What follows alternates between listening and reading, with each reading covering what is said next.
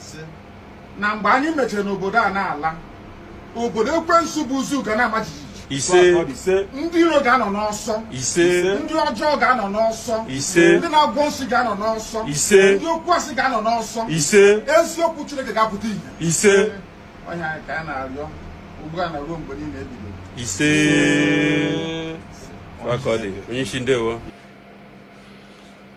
Thank you so much for joining me on my program once again. I appreciate you wherever you're connecting from. Please, if you have not subscribed to my channel, kindly subscribe to my channel.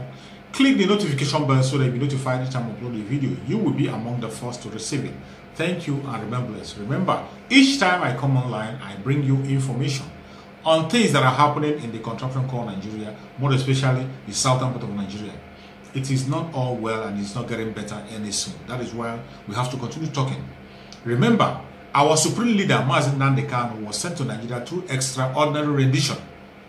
They said he jumped the bell. MAZI NNAMDI KANU never jumped the bell. He was kidnapped from Kenya and sent to Nigeria. After he was saved from the attempt of Nigerian army to kill him, he was preparing to come to court to answer his case after they arrested him in 2015. But while he was preparing to come to court, the military came to his house to kill him. They were not able to succeed. They killed 28 people, including Jack. MAZI NNAMDI KANU survived through the grace of Chuks. And finally, he was secured abroad. Not until when they kidnapped him and sent him to Nigeria through extraordinary rendition. This is where we are. We are talking about that now. We only wake up again to hear that they are going after Sunday Igboho. They have in fact arrested Sunday Igboho in the Republic, planning to extradite Sunday Igboho to Nigeria. You can see all is not well. These are the two faces of freedom in the southern part of Nigeria. The two faces of freedom in the southern part of Nigeria now are under lock and key. They are after them and they are almost holding them bound. We cannot agree and we cannot keep quiet. This is the time the southern Nigeria has to come out and speak louder than ever. Do not be a coward. Don't run away. This is the time for you to speak more than ever. And we say no to whatever they are doing. This is the time for the southern part of Nigeria to unite together and fight stronger than ever. Fight stronger than this time around. A Biafra is not going to be waiting for a Ududua person to preach to him. Neither will Ududua person will be waiting for a Biafra to preach to him. Not even somebody from Benin. If you are from Benin, you have to come out and fight for yourself now. Join every other person and fight for yourself. Our brother from Edo, people from Edo, they should come out and join the fight. This is the fight for the South. This is a fight of survival for the southern part of Nigeria to survive. This is the fight for all of us, not for anybody. The freedom we are talking about is not just for the freedom of Biafra or freedom of Ududua. It's the freedom of every living soul in the southern part of Nigeria, regardless your tribe or your religion. That is why you have to speak up. Use your platform and speak up. Say it the way it is. Don't lie about it. Say it exactly the way it is. Don't try to be politically correct. They have already hijacked the media and they are pushing their propaganda, telling lies and playing low, playing down everything that happened in that contraction. But those of us in the social media, we don't give a damn about what they are saying. We bring the truth and nothing but the truth, and we continue to preach it. That is what we do. For the southeastern part of Nigeria, the Biafrans, they have suffered a whole lot. Biafrans has been in this suffering for a very long time. Not until when we got to this stage. But why did we get to this stage? It was because every other tribe in the southern part of Nigeria kept mute and they felt it is not us, it doesn't concern us, it's just about the Biafrans, so business as usual. Every southerner was thinking that it was just about the Igbos. They thought it was just about the Igbos. But today, everybody have realized that this problem is not just about the Igbos.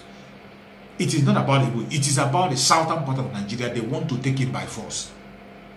They want to enslave the southern part of Nigeria. This is the plan. Thank God everybody have woken up and people have known it today. It is no longer business as usual. Biafrans have suffered for a very long time for what they did not know. For what they did, Biafrans have been suffering for a very long time. When you hear Biafra, you would think that Igbos wake up one day to create Biafra, or the southeastern part of Nigeria wake up to create Biafra. The southeastern part of Nigeria did not just wake up to create Biafra. Biafra is the child of necessity. Biafra was forced on us by this Fulani Janjaweed, the Fulani Caliphate. They were the people that forced this Biafra on us. It is not as if we just wake up and begin to shout Biafra and form Biafra. From the onset, their father of the Fulani, the Usman Dan Fodio, created this problem. He created the problem because he saw that when the British came to Nigeria, they brought their message. They brought their religion, and they brought also their experience and knowledge. The southern part of Nigeria embraced that religion and embraced their knowledge, education. They brought education and they brought religion. The southern part of Nigeria embraced the education and embraced their religion, and they followed it up. And in the course of it, the southern part of Nigeria were very much educated. The southern part of Nigeria, especially the Yorubas and the Igbos, they were the highly educated. But what do you see in the north? In the north, Usman Dan Fodio came with the Islamic religion, their own kind of Islamic religion. He came with another type of Islamic religion to impoverish the north. That was what Usman Dan Fodio brought. And they heard on it. When British come, they refused to embrace the Western education. They refused to embrace the religion, but they embraced the Usman Dan Fodio type of Islam. It impoverished them, but eventually Nigeria came into the hand of the British, who were Westerners with their education. Then, while everything was going on, the British were running the country. The people who they employed in the key positions in that very Nigeria in those days were people from the south, either a Yoruba or an Igbo man, because they are the people who are qualified. It is not because they are loved. They are the people who are qualified. It's not because the British love them. Because after all, when Britain were living, instead of giving this power to people who were educated and qualified, they take it and give to those who were unqualified. To tell you that British didn't love them, that was one of the reasons why they were in the whole places being employed. They were employed because they have the experience, they have the knowledge. That was why the southern part of Nigeria were holding every offices. But when Sardauna came, another son of Usman Dan Fodio, when Sardauna came, he was angry. Why is it that only the Southerners are being employed offices? Instead of him venting his anger on Usman Dan Fodio, not educating these people, he vented his anger on the southern part of Nigeria. Why is it that we are educated more than them? Why is it that we are appointed in offices more than them? Knowing fully well that we are much more educated than them. Usman Dan Fodio got angry. He didn't even hide his anger. He came on national television, an international interview, to vent his anger on the South. Maybe you have forgotten that interview. I will play it again. Major talks about killing your premier. Add on top of that the North's general hate of the East, and you can start to get the picture of the sort of tribal tension Nigeria was heading towards. One thing I've noticed, Premier, while I've been here, is that Northerners seem to have, I might almost call it, obsession about the Igbos. Could you perhaps explain that to me? Well, the Igbos are more or less the type of people whose desire is mainly to dominate everybody. If they go to a village, to a town, they want to monopolize everything in that area. If you put them in a labor camp as a laborer, within a year they will try to emerge as headman of that camp, and so on. Well, in the past, our people were not alive to their responsibilities, because you can see from our northernization policy that in 1952, when I came here, there weren't 10 northerners in our civil service here. Then I tried to have it northernized, and now all important posts are being held by northerners. Is this policy of filling all key posts in the north solely with northerners and not with other Nigerians a temporary or a permanent one? In actual fact, what it is a northerner first. If you can't get a northerner, then we take an expatriate like yourself on contract. If we can't, then we can employ another Nigerian, but on contract too. This is going to be permanent, I should say, as far as I can foresee, because it will be rather dangerous to see the number of boys who are now turning from all our learning institutions, coming out with having no work to do. I'm sure whichever government of the day might be, it will feel rather embarrassed, and it might even lead to bloodshed. Doesn't this damage the idea, sir, of all people in all regions in Nigeria being fellow citizens of one country? Well, it might, but you are, I mean, new to our region, but how many northerners are employed in the east or in the west? The answer is no. And if there are, there may be 10 laborers employed only. You hear from the interview, what does he have against the Igbo man? Nothing whatsoever. Even though Igbo man asked him, why are you so obsessed about the Igbo people? Why? He didn't hide his feeling. In a worldwide interview, he didn't hide his feeling. He was speaking openly. He spoke openly that because they are being in a key position, why is it that they will be in key position? Why is it that they don't remain like slave? That the Igbos are domineering, that everywhere you put them, they will always spring up to be the best. They didn't spring up to be the best by killing people or by forcing you. They do it by hard work. Wherever you put them, they work hard to strive and come out as the best. That was the annoyance of Usman Dan Fodio. That annoyance of Usman Dan Fodio. Look at what he said on the television where everyone is watching. Do you know what Usman Dan Fodio was preaching? Do you know what Ahmadu Bello was preaching behind the closed door? If Ahmadu Bello can say this in a public interview, what do you think Ahmadu Bello is saying behind closed door? He couldn't even hide his hatred for the Southerns. When he was talking there, you think he's referring to the Igbos. If you think he's referring for the Igbos, think very well, because when he was talking about appointment, he said if they cannot see anybody, they will take a foreigner. He don't even want to employ anybody from Nigeria. He said they will use a foreigner. That if they use a foreigner in contract, he even took a foreigner before talking of using another Nigerian on contract, to show you the hatred they had on the southern part of Nigeria because of their education, because of their enlightenment. But people didn't notice it. They thought it was just about the Igbos, because Igbos were in the forefront. They were very educated and on the key positions. They thought it was just about the Igbos. Everybody kept silent and we are Igbos, Igbos, Igbos. And today, that plan that Ahmadu Bello led underground has been brought to the open, and everybody is suffering it today. Everybody is suffering it. We did not impose ourselves to be Biafra. We didn't just trade Biafra. These people imposed that thing to us, child of necessity. That is what Biafra is. Before I continue, I would like you to watch a video that was made by a traditional ruler in Igbo land about what is happening and the views he has about what is happening. I would like you to watch carefully from the beginning to the end. You will understand more from this very video. Blessed are you, my Lord and God, maker, creator of all the universe. My name is His Royal Highness Igwe Christopher Chukwemeka Ejiofor, and I am from Oyofo Oye, the Igwe, from the year 2008. I want to actually talk about what's happening in Nigeria right now. As we all know, the young MAZI NNAMDI KANU had been arrested and put in jail, and this has caused an uproar everywhere in our country, and a lot of people do not understand.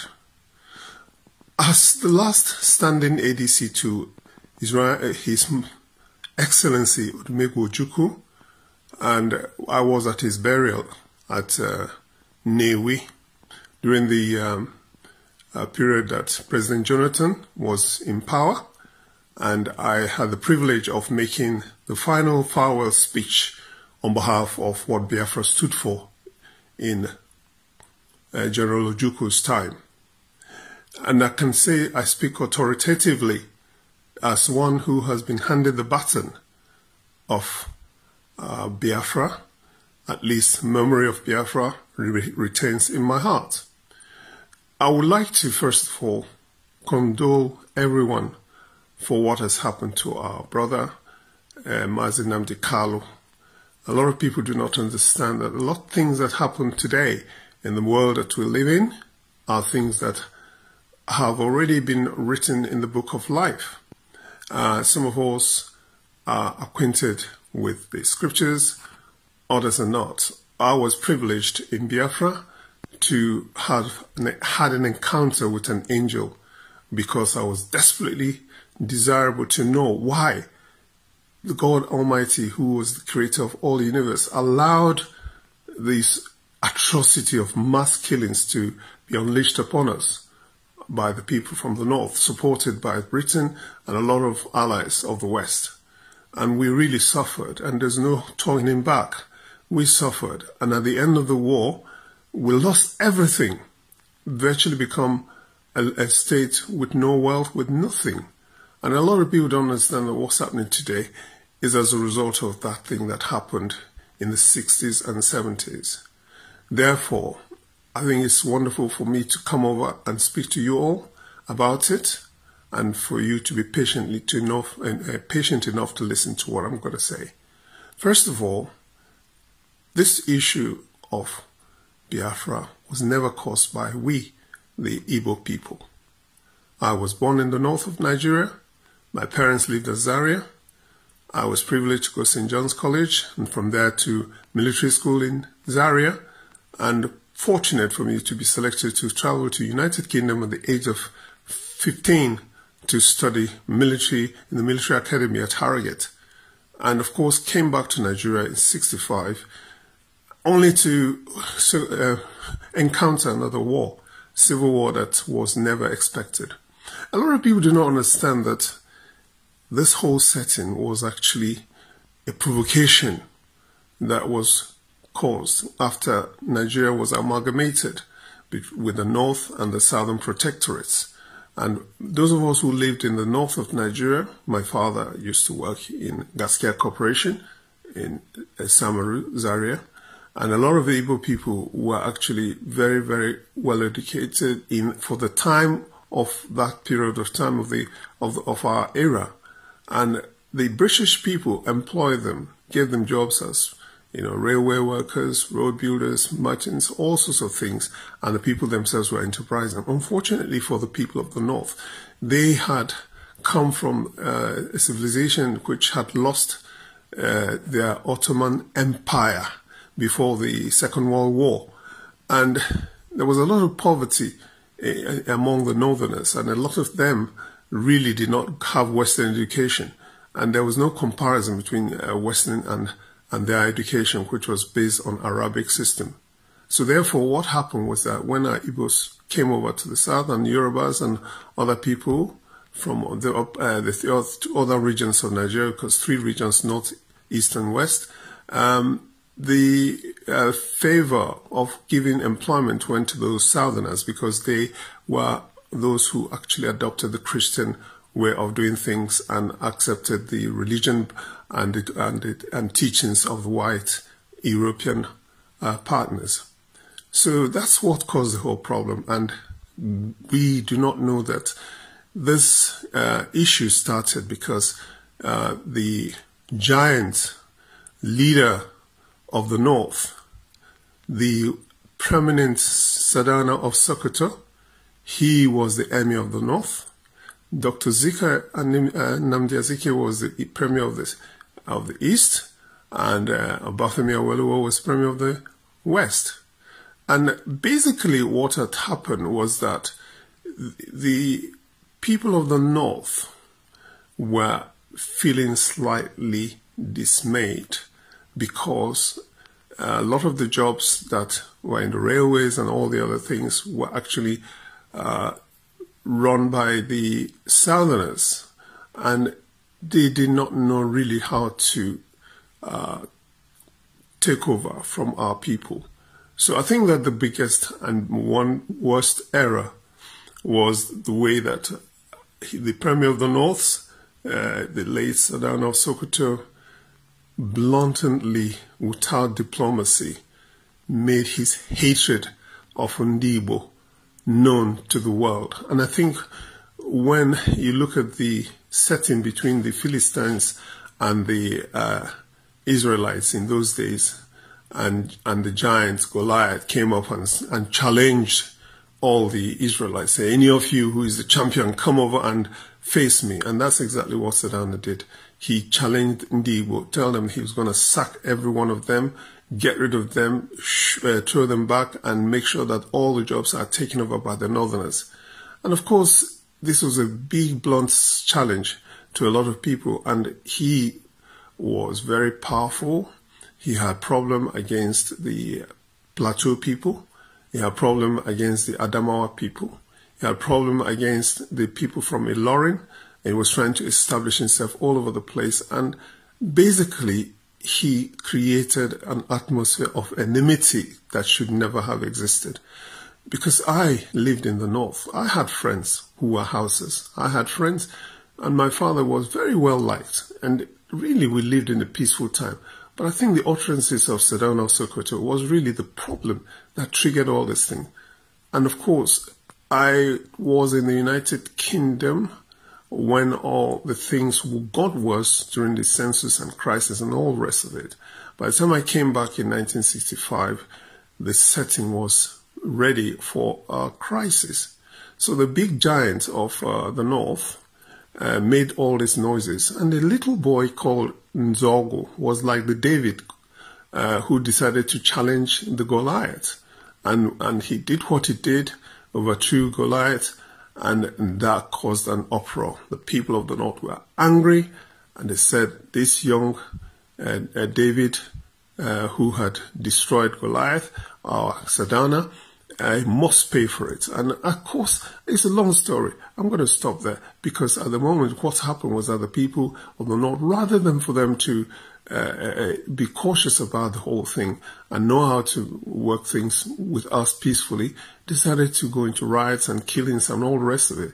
And of course, those are the things that triggered Biafra. Biafra was never planned to come into existence. We were not ready for Biafra. We had actually no weapons. We had nothing. So when Biafra came, we were taken by surprise. Because we thought that the Britain would not allow a war to be unleashed against us from the people who were our own brothers and sisters, and people who had worked with and lived in place with. So really, that is the reason why that Biafran war came. So we lost the war, we lost everything. And rather than reconciliation to actually make the whole thing better, the reconciliation was such that they impoverished the entire people of the East, and we had no money, we had nothing. And people decided to start doing many things which they did to make their living come into ripe. But basically, you can see that at that sort of stage, what exactly can you do? And then the subsequent regimes that took over in Nigeria ruling it, rather than for them to consolidate with the Eastern Nigeria, decided that they were going to continue with Sardauna's plot, that they were going to annihilate and remove our coexistence in Nigeria. And therefore, we had no potent positions. We never became president of Nigeria. We never had any big, massive positions. And of course, human beings are human beings, and they come and they react to it. I was given a message in Biafra by an angel. And the angel has already predicted everything that was going to happen, how Biafra was going to fall and everything. And he told us that when the time comes, we should not challenge these people. He said to me, first of all, rebuild your land. When you rebuild your land, all the things that were damaged, you structure your house, you get your houses rebuilt, all the things you can do, infrastructures and everything you can do, work together as a family. Stop worshipping idols. Do the things that are necessary so that your land can be cleansed and God will accept you. And that is really why, since I came back, I have faced trying to rebuild my father's home, doing things for my community, helping all the neighbors and the villages and everything.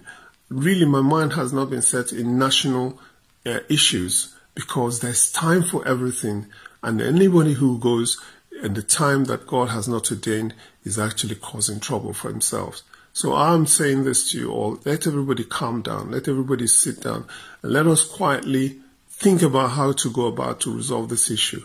God is in charge, and he will make sure that we never lose in the end. Thank you for listening. After watching the video of this chief, you can agree with me that it is time for us to fight a good fight. More especially the southern part of Nigeria, this is the time to unite. Build our force, unite within ourselves, that the fight is our fight. It is not the fight of the Jaws or the fight of the Igbos or the fight of the Yorubas or the fight of the Efi or the fight of the Benis, the Edos. No, it's the fight for everybody, fight of survival, fight of freedom. We have to come out together and fight for our freedom. If we don't fight now, it is going to be very difficult and we are going to lose it. This is the time to fight for our freedom. This is the time to unite. No matter your tribe, no matter your region, in the southern part of Nigeria mainly, come together and liberate yourself. Only us can liberate ourselves. Nobody will. May Chuks continue to guide and protect MAZI NNAMDI KANU and set him free as soon as possible. May Chuks continue to protect Sunday Igboho and set him free as soon as possible. May Chuks continue to protect everyone that is fighting for a legitimate cause of freedom in that very country called Nigeria. May Chuks guide all of us and set us free and let us enjoy the freedom that we are asking for. Thank you so much for watching wherever you are watching from around the globe, and remember blessed. Bye bye. See you again on the next video.